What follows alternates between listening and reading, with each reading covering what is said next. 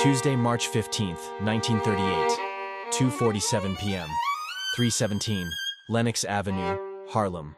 Otto Abadaba. Berman sat in his cramped second-floor office surrounded by ledgers, adding machines and stacks of betting slips that represented the mathematical heart of what remained of Dutch Schultz's criminal empire.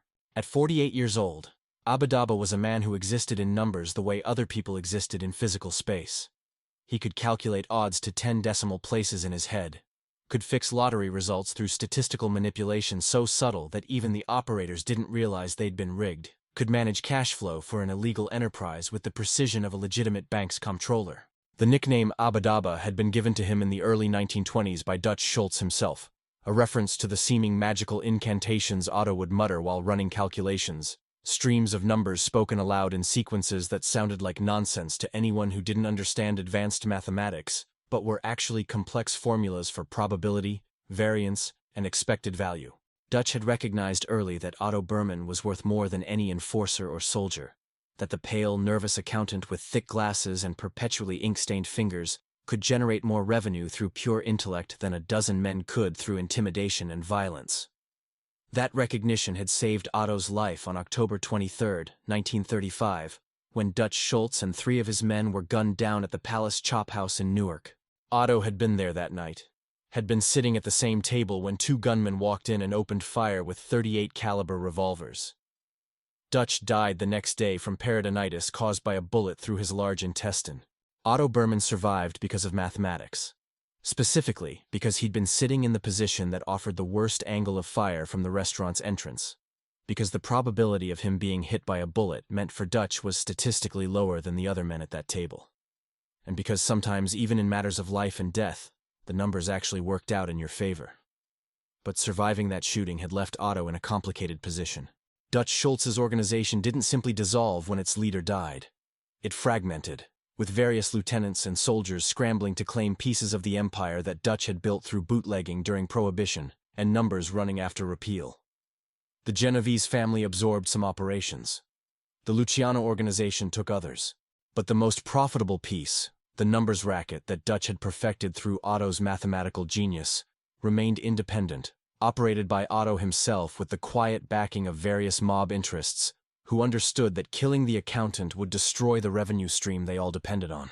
For nearly 3 years, Otto Berman had maintained this precarious position, continuing to run the numbers operation that generated approximately $40,000 per week in gross revenue, distributing cuts to the various crime families who allowed him to operate, keeping meticulous records that could never be used against him in court because they were encoded in mathematical notation that only he fully understood. He lived modestly in a small apartment in the Bronx, traveled between his office and home in taxis, and maintained no bodyguards because he believed, correctly, up until March 15, 1938, that his value as a financial asset made him too important to kill. What Otto didn't understand, despite his mathematical genius, was that some equations had variables that couldn't be calculated through probability alone. Specifically, the variable of human resentment, of soldiers in Dutch Schultz's former organization, who believed they deserved a larger share of the revenue that Otto controlled, who saw the quiet accountant as an obstacle to their advancement, rather than as an asset to be protected. 4 men, in particular, had decided that Otto Berman was worth more dead than alive, or more precisely, that Otto Berman's operation was worth more under their control than under his, and that the transition of power would require eliminating the accountant whose mathematical expertise had become synonymous with the entire enterprise. Vincent "Vinny Torch" Romano, age 44, had been Dutch Schultz's chief enforcer before the Palace Chop House shooting. He'd survived that night by pure luck.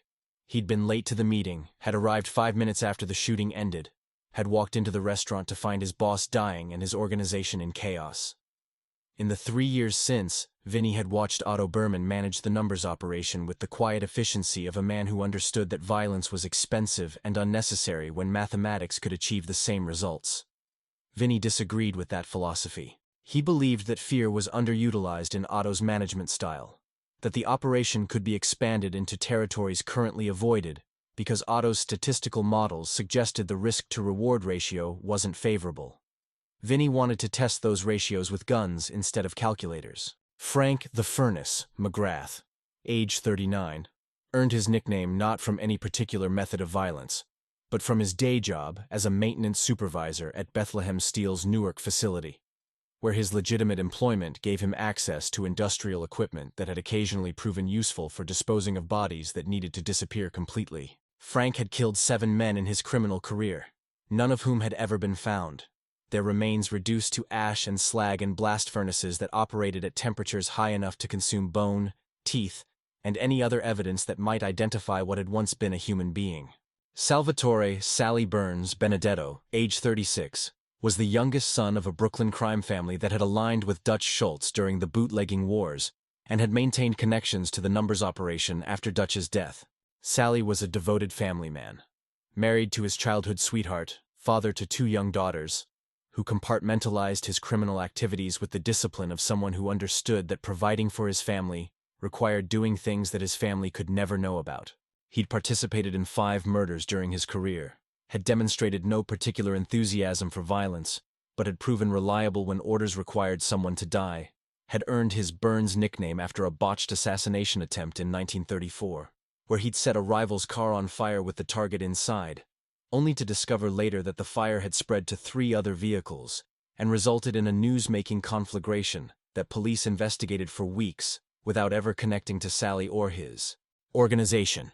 Dominic Dom Smelter Costas, age 32, was the son of Greek immigrants who'd found work in New Jersey's steel mills, had grown up around blast furnaces and foundries, had learned the technical operations of industrial metalworking before transitioning that knowledge into a criminal career that began with stealing copper and brass from his employer, and evolved into providing specialized disposal services for various crime organizations that needed bodies to vanish without forensic trace. Dom operated the equipment at Bethlehem Steel during the night shift, had access to furnaces that operated at temperatures exceeding $1,100 degrees, had disposed of 11 bodies over 7 years without ever raising suspicion from either his legitimate supervisors or law enforcement.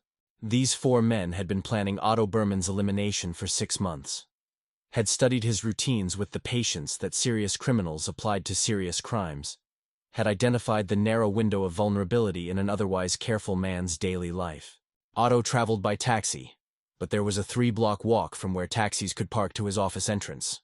3 blocks during which he carried a leather briefcase full of ledgers and betting slips, and walked alone through Harlem streets where 4 men with a plan could intercept him without witnesses who would voluntarily speak to police. At 2:47 p.m. on March 15, 1938, as Otto Berman locked his office door and descended the narrow stairs to Lenox Avenue, those 4 men were waiting in a black Packard sedan parked half a block south of his building. They'd chosen Tuesday because Otto's routine varied slightly on different days of the week. On Tuesdays, he left earlier than other days to make a 4 p.m. meeting in the Bronx with a numbers runner who operated out of a barbershop on 149th Street. That earlier departure meant fewer people on the street, meant less traffic, meant better odds for a clean intercept. The mathematics of kidnapping are simpler than the mathematics of numbers operations. 4 men against 1, darkness against daylight, violence against intellect. The odds weren't even close to even. Otto Berman was grabbed at 2:51 p.m., 4 minutes after leaving his office, snatched off the sidewalk by Vinny and Frank, while Sally brought the car alongside and Dom held the rear door open. The whole operation took less than 15 seconds. Otto's briefcase hit the pavement, its contents spilling across the sidewalk. Ledgers and betting slips and mathematical notations that meant nothing to the few witnesses who saw them. By the time those witnesses realized they'd seen a kidnapping rather than some kind of violent mugging, the Packard was already 3 blocks away, heading south on Lenox toward the 125th Street Bridge that would take them out of Harlem and toward Newark. Otto Berman had survived the Palace Chop House shooting through probability and favorable position. He would not survive what was coming through any mathematical advantage. Sometimes the numbers ran against you, and no amount of calculation could change the outcome once the equation had been set in motion. At 3:17 p.m., a young boy who'd witnessed Otto's kidnapping delivered a message to 139th Street, to a brownstone that served as headquarters for the man everyone in Harlem knew controlled the neighborhood's real power structure. Bumpy Johnson received the message at 3:23 p.m., read the brief note that had been written on a torn piece of paper. "We have the accountant.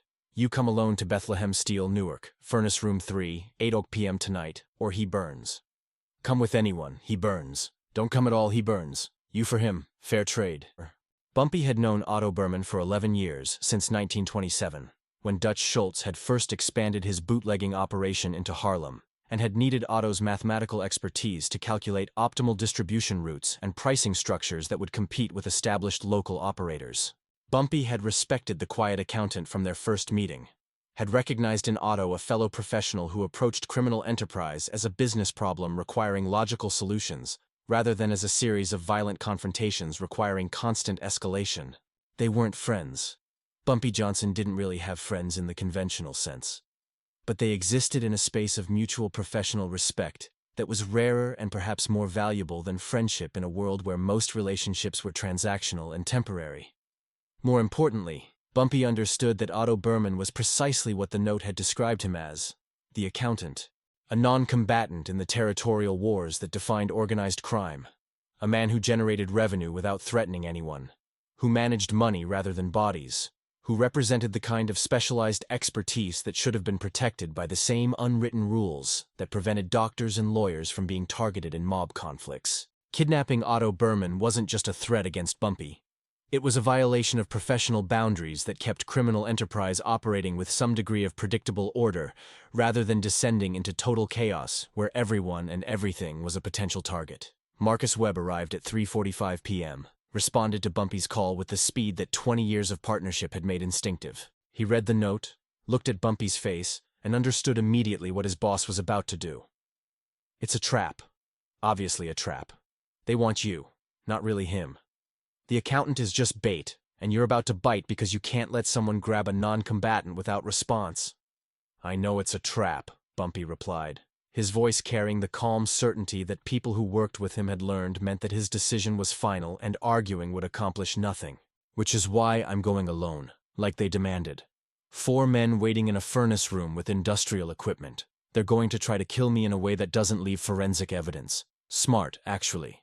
Frank McGrath works there. Dom Costas operates the furnaces. They have access, they have expertise, they've probably done this before. He paused, looking at Marcus directly.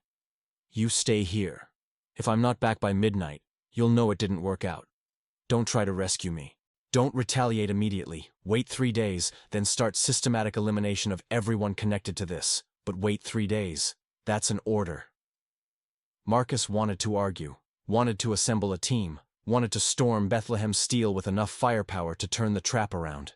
But he'd worked with Bumpy Johnson long enough to recognize when argument was futile and when the best service he could provide was obedience to orders that seemed suicidal, but might actually represent some calculation that Marcus couldn't see yet. Yes, boss, 3 days, then systematic elimination. I'll have targets identified by tomorrow morning. At 6:47 p.m., Bumpy Johnson drove across the 125th Street Bridge into New Jersey in a 10-year-old Ford that belonged to Marcus, a vehicle that wasn't associated with Bumpy and wouldn't be recognized by anyone watching for his arrival. He wore work clothes, denim pants and a heavy canvas jacket that wouldn't stand out in an industrial setting. He carried no weapons because walking into a trap armed was a good way to get shot immediately, and because what was coming would require survival through means other than firepower.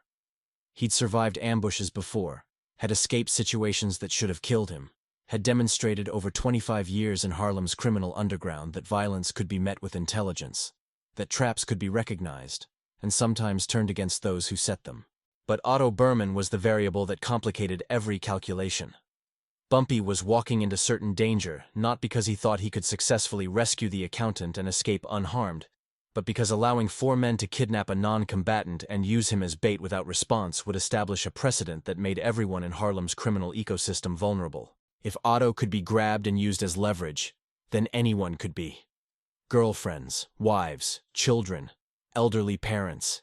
Anyone whose safety had previously been guaranteed by the unwritten rules that separated criminal violence from the civilian world adjacent to it. Sometimes you walked into traps not because you expected to survive them, but because refusing to walk into them carried costs that were higher than the risk of death. Bumpy Johnson arrived at Bethlehem Steel's Newark facility at 7:53 p.m., 7 minutes ahead of the demanded schedule, parked the Ford 2 blocks away in a residential area where an abandoned car wouldn't draw attention for several days, and walked toward the industrial complex that sprawled across 12 acres of New Jersey waterfront. The facility operated 24 hours a day, multiple shifts of workers flowing in and out through gates that were guarded but not particularly secure. This was 1938, before wartime security would transform industrial facilities into fortresses, and a man in work clothes walking onto the grounds at shift change could blend into crowds without drawing scrutiny. Furnace Room 3 was in the eastern section of the complex, a massive space dominated by blast furnace equipment that processed iron ore into the steel that built America's bridges, buildings, and weapons. The furnace itself was a vertical structure 30 feet tall, cylindrical and ominous, fed by conveyor systems that delivered raw materials into its open top, and by natural gas burners that maintained operating temperatures between 1100 degrees C and 1200 degrees C. At those temperatures, iron ore melted into liquid metal that could be poured into molds, shaped into beams, transformed into the raw material of construction. At those temperatures, organic material, wood, paper, cloth, flesh, didn't just burn. It vaporized, leaving ash so fine that it could be scattered by wind, leaving nothing that forensic science in 1938 could identify as having once been a human being. 4 men waited in Furnace Room 3.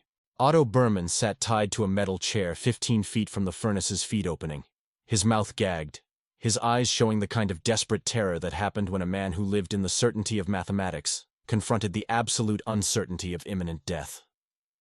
Vinnie Romano stood closest to Otto, a .38 revolver in his hand, ready to shoot the accountant the moment anything went wrong with their plan. Frank McGrath and Sally Benedetto flanked the room's only entrance, positioned to intercept anyone who came through that door. Dom Costas stood at the furnace controls, his hand on the lever that would adjust the feed mechanism, that would widen the opening through which raw materials entered the inferno, that would create a space large enough to admit a human body. When Bumpy Johnson walked through that door at 8:03 p.m., 3 minutes late for an appointment that would change the trajectory of multiple lives and end at least one in the most horrific way imaginable, the 4 men moved with the precision of a plan they'd rehearsed. Frank and Sally grabbed Bumpy's arms before he'd taken 3 steps into the room. Vinnie trained his revolver on the center of Bumpy's chest. Dom adjusted the furnace controls, widening the feed opening, creating the portal through which Bumpy Johnson was about to be disposed of. "Nothing personal," Vinnie said, his voice carrying the apologetic tone of a man who genuinely believed that murdering someone wasn't personal as long as you explained the business logic behind it. "You're a problem we need to solve. Otto here is a problem we need to control. We throw you in the furnace, you're gone. We keep Otto. He works for us now instead of independently. Simple mathematics. Supply, demand, control. Otto understands. Don't you, Otto?" Otto Berman, gagged and terrified, understood only that he'd spent 3 years surviving through the belief that his mathematical value made him untouchable, and that belief had proven catastrophically wrong. The numbers hadn't protected him. Probability hadn't saved him. And now he was about to watch a man die trying to rescue him, which meant the guilt of that death would be added to whatever brief time Otto had left before these 4 men decided his usefulness had expired. Bumpy didn't struggle against Frank and Sally's grip, didn't try to bargain or threaten or appeal to any sense of professional courtesy that these 4 men had already demonstrated they didn't possess. He just looked at Otto Berman, made eye contact with the terrified accountant, and said 3 words that would haunt Otto for the rest of his very brief life. "Not your fault."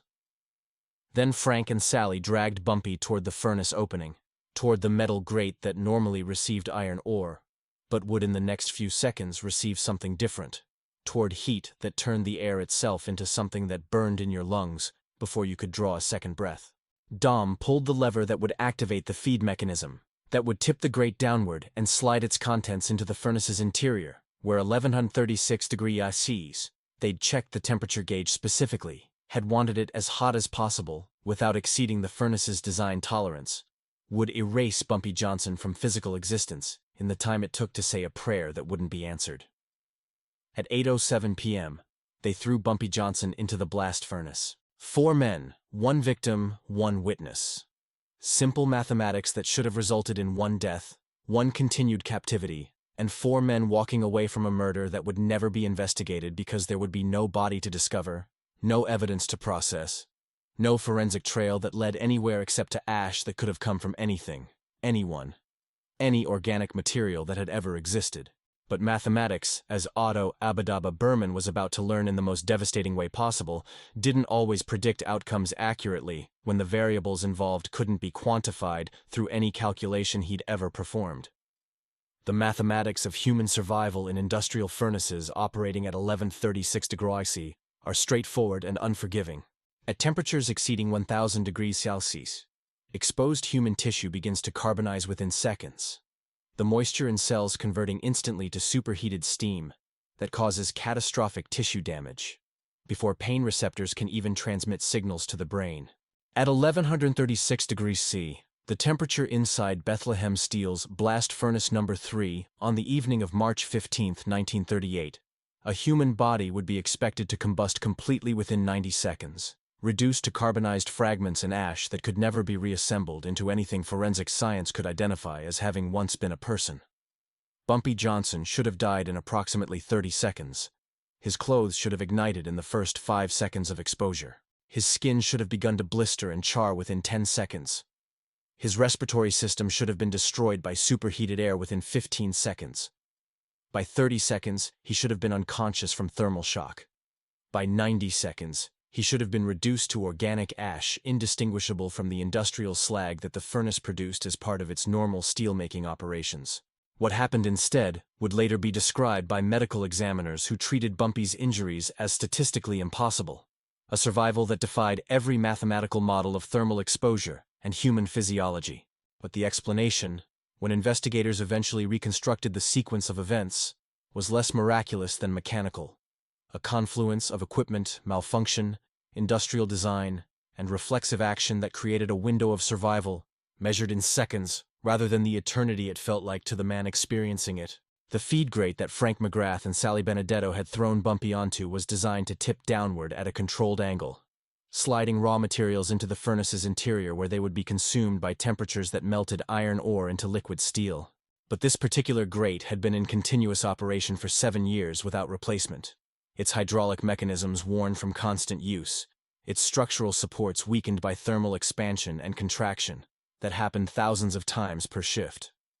When Dom Costas pulled the lever that activated the feed mechanism at 8:07 p.m., the grate didn't tip smoothly as designed. It collapsed. The entire metal structure gave way catastrophically, not tipping but dropping straight down into the maintenance shaft that ran beneath the furnace, a vertical drop of approximately 9 feet that ended in the ash collection chamber, where slag and other byproducts were gathered for disposal.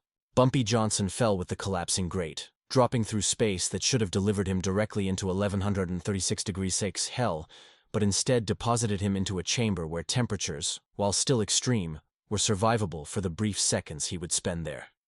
The ash collection chamber operated at approximately 480 degrees, hot enough to cause severe burns on contact, but not hot enough to cause instant combustion of organic tissue.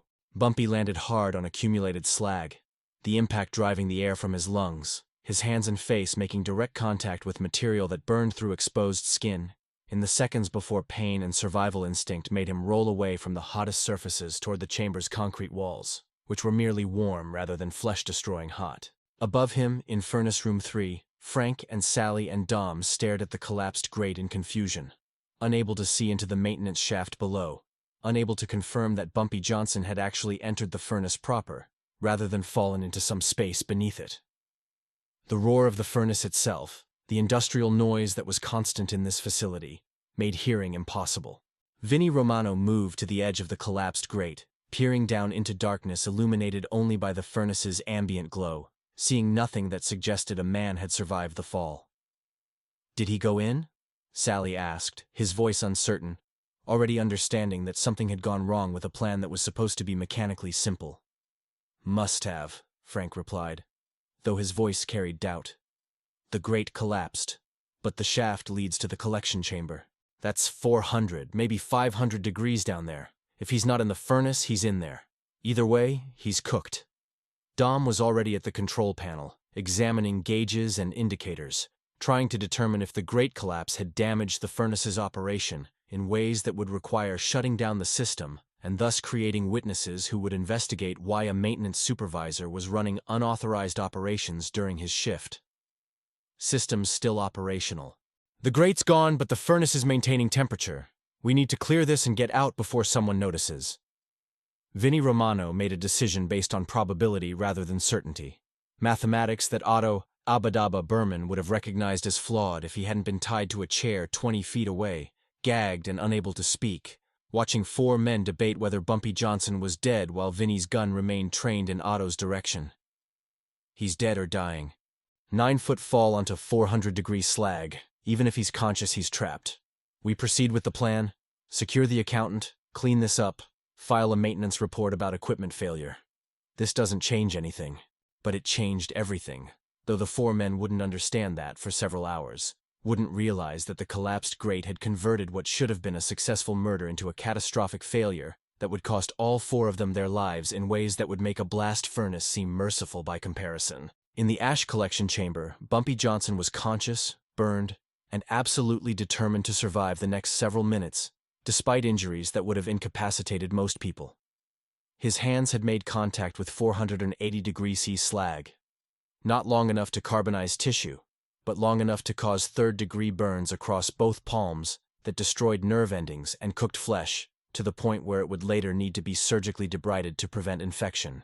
His face had been burned less severely.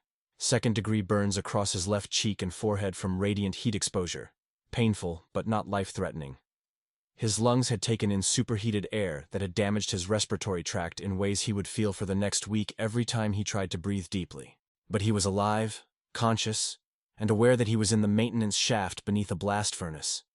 That there would be an access tunnel somewhere in this chamber that maintenance workers used when they needed to clear slag buildup or repair equipment. That his survival for the next several hours depended on finding that tunnel and getting out of this facility before the four men above him realized their murder attempt had failed. The access tunnel was a 4-foot-high crawlspace that ran for approximately 60 feet before connecting to a vertical ladder that led up to the facility's ground level. Bumpy crawled that distance in approximately 8 minutes, his burned hands leaving blood on concrete that was still warm from proximity to the furnace. His progress slowed by pain that was beginning to penetrate the shock that had initially numbed his nervous system to what had just happened to his body. When he finally emerged through a maintenance hatch into the cool March night air at 8:23 p.m., 16 minutes after being thrown into what should have been his funeral pyre, he allowed himself exactly 30 seconds to vomit from pain and thermal stress before beginning the 2-block walk back to where he'd parked Marcus Webb's Ford. He drove out of Newark at 8:34 p.m., his burned hands barely able to grip the steering wheel, his vision blurred by pain and by the fluid that was seeping from burned tissue on his face. He made it as far as the Lincoln Tunnel before he had to pull over, his hands shaking too badly to maintain control of the vehicle, his body's autonomic responses finally overriding the willpower that had gotten him this far. That's where Marcus Webb found him 47 minutes later, after Bumpy had managed to use a payphone to make a call that consisted of nothing but an address and the words, "Come now," before he'd collapsed against the booth's wall and waited for rescue or death, whichever arrived first. Marcus had brought Dr. Benjamin Henderson, the physician who'd treated Bumpy's previous injuries over 20 years of street violence, who took one look at the burns on Bumpy's hands and face and said what any doctor would say when confronted with thermal injuries that severe. "Hospital, now. These burns need immediate treatment beyond what I can provide. Without proper care, you're looking at severe infection, possible amputation if the hand tissue necrotizes, and permanent scarring."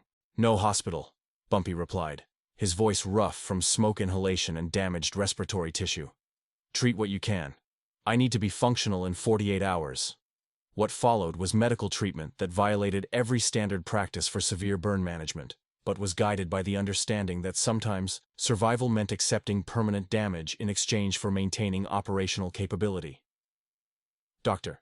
Henderson cleaned the burned tissue as thoroughly as he could without anesthesia beyond local injections of procaine that numbed pain without eliminating consciousness. He debrided the worst of the damaged tissue from Bumpy's palms, knowing that proper burn treatment would require hospitalization and skin grafts that wouldn't be available. He applied silver sulfadiazine to prevent infection, wrapped both hands in sterile gauze that would need to be changed twice daily, and prescribed morphine tablets that Bumpy refused because he needed to remain clear-headed for what was coming next. By midnight on March 15, 1938, Bumpy Johnson was resting in a safe house in the Bronx, his hands bandaged extensively, his face showing burns that would scar permanently, his body processing trauma that would have killed most people but had left him alive, and absolutely committed to making sure that 4 men understood the cost of attempting to murder him and succeeding in murdering someone else. Because while Bumpy had been crawling through maintenance tunnels and driving away from Newark with burned hands, Otto Abadaba Berman had remained in Furnace Room 3, still tied to his chair, still gagged, still very much alive but rapidly approaching the end of his mathematical existence. Vinnie Romano had made his decision at 8:31 p.m., 24 minutes after Bumpy's apparent death in the furnace. We keep the accountant. He works for us now. He understands that cooperation is his only path to survival. He'd walked over to Otto, removed the gag, and spoken directly to the terrified mathematician. You're going to continue running the numbers operation. Same systems, same efficiency, but now you work for us. You report weekly, you provide full accounting, and you don't mention any of this to anyone. Agreed? Otto Berman had agreed, of course. When 4 men who'd just thrown someone into a blast furnace asked if you agreed to cooperate, you agreed regardless of whether you intended to honor that agreement. But Vinnie Romano had been in criminal enterprise long enough to recognize that verbal agreement from a terrified accountant wasn't the same as genuine commitment. That Otto Berman would attempt to contact authorities or rival criminals the moment he was released, that keeping him alive represented a threat that outweighed his value as a financial asset. He's seen all of us, Frank McGrath said, articulating what the other 3 were thinking. He can identify us. He knows about the furnace. He's a liability now. Otto had understood then, with the mathematical certainty that had defined his existence, that he was going to die. Not because he'd done anything wrong, not because he'd threatened anyone, but because he'd been unlucky enough to be used as bait in a trap that hadn't worked as intended, and now his continued existence represented a problem that had a simple solution, the same solution these 4 men had just attempted with Bumpy Johnson. At 8:47 p.m., 40 minutes after Bumpy Johnson had fallen through a collapsing grate into survivable temperatures, rather than into instant death, Otto Abadaba Berman was thrown into blast furnace number 3. Unlike Bumpy, Otto didn't fall through a collapsed grate into a maintenance chamber. The grate had been removed entirely after its failure, leaving just the furnace opening, just the direct path into 1136 degrees at heat that didn't offer any mechanical failure or equipment malfunction or miraculous survival. Otto Berman, mathematical genius who'd survived the Palace Chop House shooting through probability and favorable positioning, who'd built an empire through statistical manipulation and calculated odds, who existed in numbers the way other people existed in physical space, experienced approximately 12 seconds of consciousness after entering that furnace before thermal shock and oxygen deprivation rendered him unconscious. His body was fully carbonized within 90 seconds, reduced to ash and bone fragments that would be discovered 4 hours later, when the ash collection chamber was cleared as part of normal furnace operations. The discovery happened at 12:52 a.m. on March 16, 1938, when Dom Costas was conducting his routine end-of-shift maintenance check and found what appeared to be human remains mixed with industrial slag in the collection chamber. He immediately notified his supervisor, who notified Newark police, who arrived at 1:34 a.m. to investigate what was clearly a death, but might have been an industrial accident rather than a homicide. The remains were too carbonized for immediate identification, but dental records would later confirm what investigators already suspected from the mathematical precision of the charring pattern.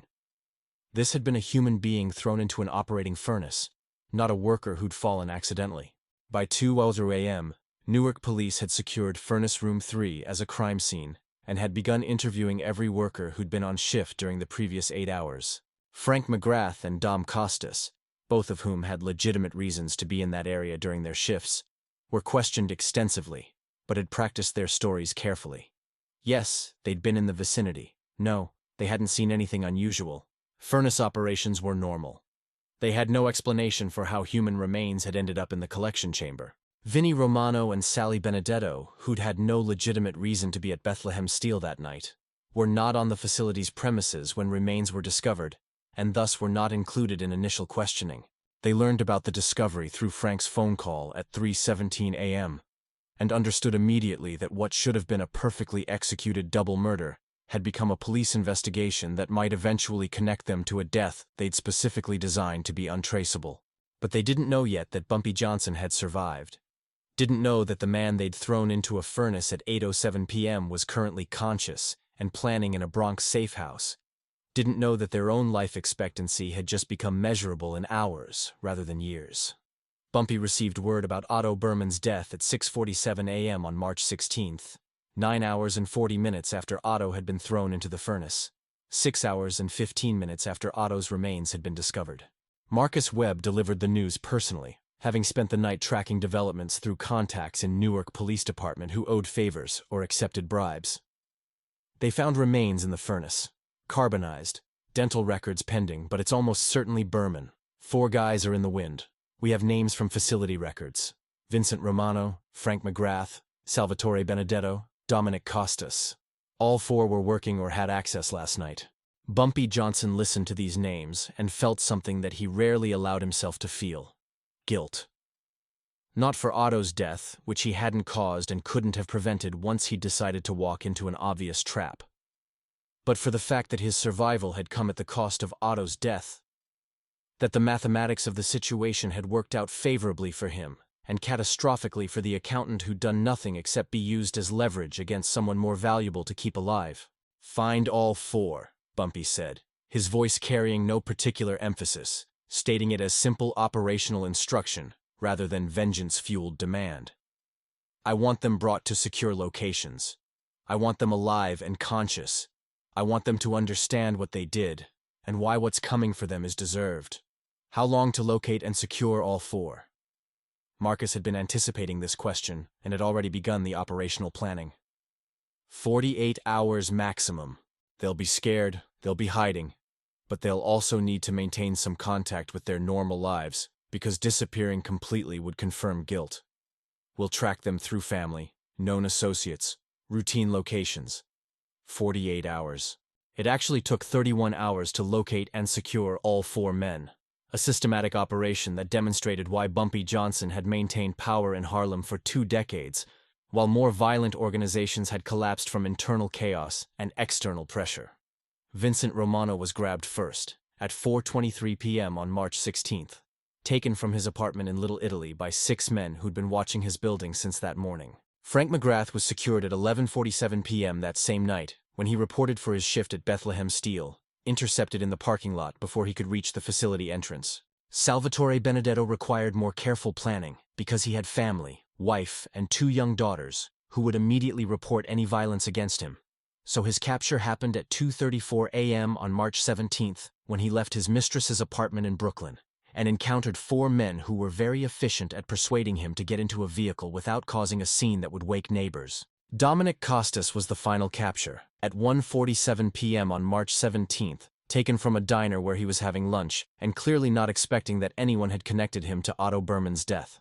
By 6:00 p.m. on March 17, 1938, 45 hours after Otto Abadaba Berman had been carbonized in a blast furnace, all 4 men responsible for that death were secured in 4 separate locations across New York and New Jersey, each restrained in rooms that had been prepared specifically for what was coming, each guarded by multiple men with orders to ensure the prisoner remained alive and unharmed until Bumpy Johnson arrived to conduct what could only be described as systematic retribution. Bumpy's hands were still bandaged when he began what would later be described in criminal underworld legend as the 4-day accounting. His burns were still painful, would remain painful for weeks, and would leave permanent scars that he would carry for the rest of his life. But his hands were functional enough for what needed to be done.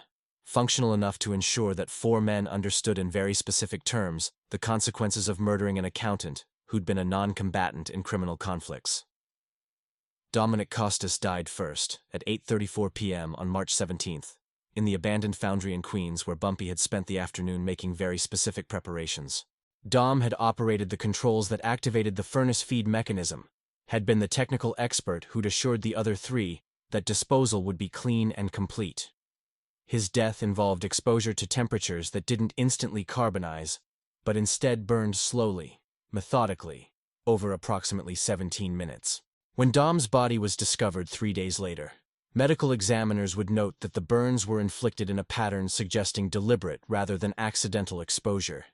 But connecting those burns to any specific perpetrator would prove impossible given the lack of witnesses and forensic evidence.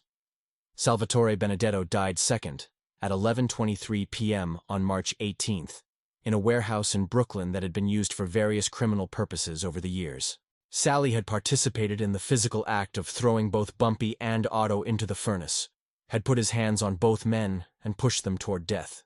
His own death involved restraint and immobilization followed by thermal exposure that was calibrated to be survivable initially but ultimately fatal.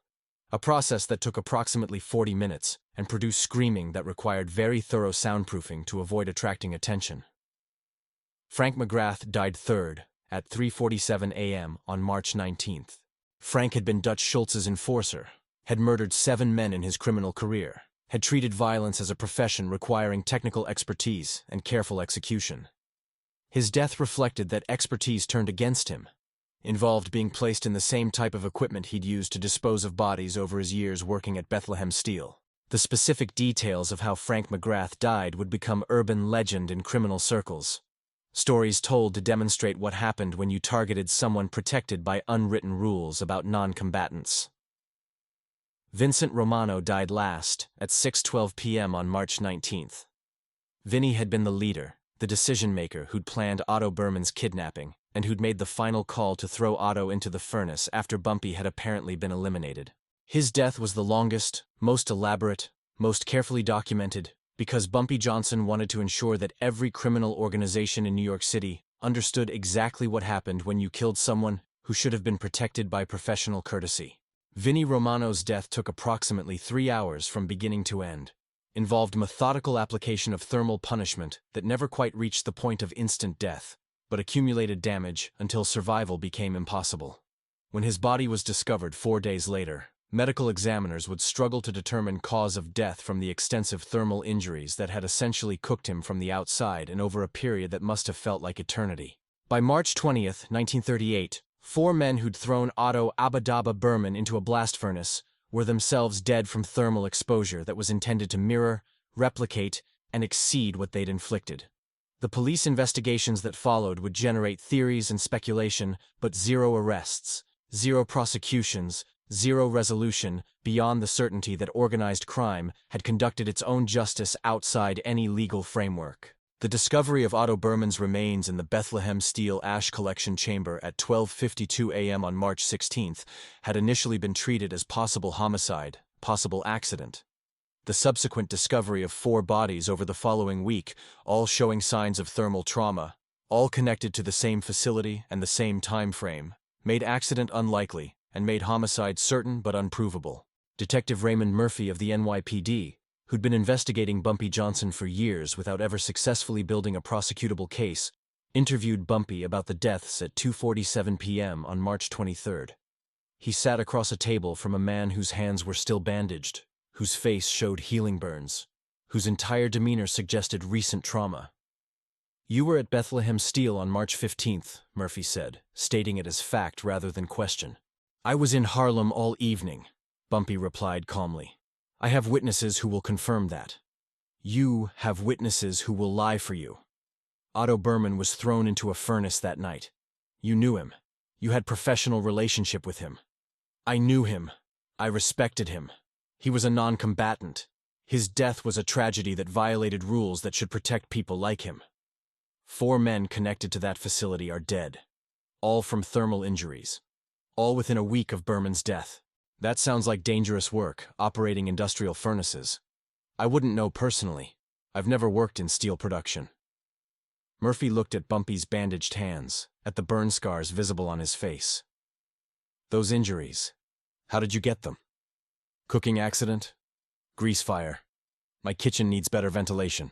The interview continued for another hour, Murphy asking questions he knew wouldn't be answered honestly, Bumpy providing responses that were technically possible if implausible. By the end, both men understood that no prosecution would result from this conversation, that 4 bodies would be classified as homicides that would never be solved, that Otto Berman's death would officially remain suspicious, but unresolved. When Murphy stood to leave, he paused at the door. The 4 men who died, they deserved what they got. Berman didn't. That's the part that bothers me. An innocent man died because someone used him as bait.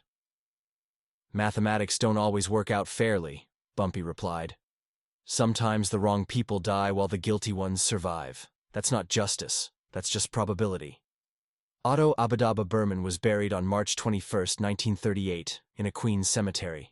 Bumpy Johnson attended the funeral with bandaged hands and a scarred face, standing at the back of a small gathering that included Otto's few family members and former associates who remembered the quiet accountant who'd built a criminal empire through pure intellectual expertise. No one spoke to Bumpy directly, but several people nodded in acknowledgement that he was there, that he was honoring someone who'd been more than just a business connection. 4 days later, the Newark Star-Ledger ran a story about the mysterious deaths at Bethlehem Steel, about the furnace room where one man had been carbonized and 4 others had died from thermal injuries in the week that followed. The story concluded with speculation about mob violence, about retribution for crimes unpunished by legal systems, about the mathematics of revenge that demanded 4 lives for one. Reading that story in his Harlem apartment on March 25th, Bumpy Johnson reflected on mathematics and probability, and the way that numbers sometimes told stories that were technically accurate, but emotionally incomplete. The headline had read, "Carbonized 4 dead in furnace room revenge killings," focusing on the 4 men who died as if they were the story's victims rather than its perpetrators. But Bumpy knew, as anyone who understood what had actually happened that night knew, that the word carbonized referred first and primarily to Otto Abadaba Berman, the mathematical genius who'd been thrown into a furnace for no reason except that he'd been useful as bait, who died because 4 men had needed to demonstrate power by killing someone who should have been protected by rules that transcended criminal competition. The 4 who died afterward weren't the story. They were the consequence. The real story was Otto Berman, the accountant who'd survived the Palace Chop House through probability and had died in a blast furnace through bad luck and worse mathematics. That was who Carbonized memorialized, even if the newspapers and the police and everyone else focused on the 4 perpetrators, whose deaths were more dramatic and more numerous. Bumpy Johnson carried scars from that night for the rest of his life. Physical scars on his hands and face that reminded him daily of what survival in a blast furnace cost, and psychological scars from knowing that Otto Berman had died because Bumpy had chosen to walk into an obvious trap, had believed he could prevent an innocent death, and had instead ensured it. Some mathematics worked out exactly as calculated. 4 men who'd committed murder died from thermal exposure that mirrored their crime. That was justice delivered with numerical precision. But other mathematics remained unresolved. One accountant dead because he'd been valuable as leverage. One survivor carrying guilt alongside his scars. Those were variables that couldn't be balanced through any amount of revenge, couldn't be corrected through any systematic elimination of perpetrators, couldn't be resolved through any equation that Bumpy Johnson or Otto Berman or anyone else could calculate. March 15th through March 19th, 1938. 5 days. 5 deaths. 1 man carbonized in a furnace through malicious intent. 4 men dead from thermal exposure through deliberate retribution. The mathematics added up correctly. The justice was served systematically. But Otto Abadaba Berman, mathematical genius who'd existed in numbers the way other people existed in physical space, remained dead, regardless of how many others died to balance that equation. Sometimes the numbers worked out exactly right and felt completely wrong. That was the mathematics of guilt, the probability of survival, the statistics of revenge. Carbonized.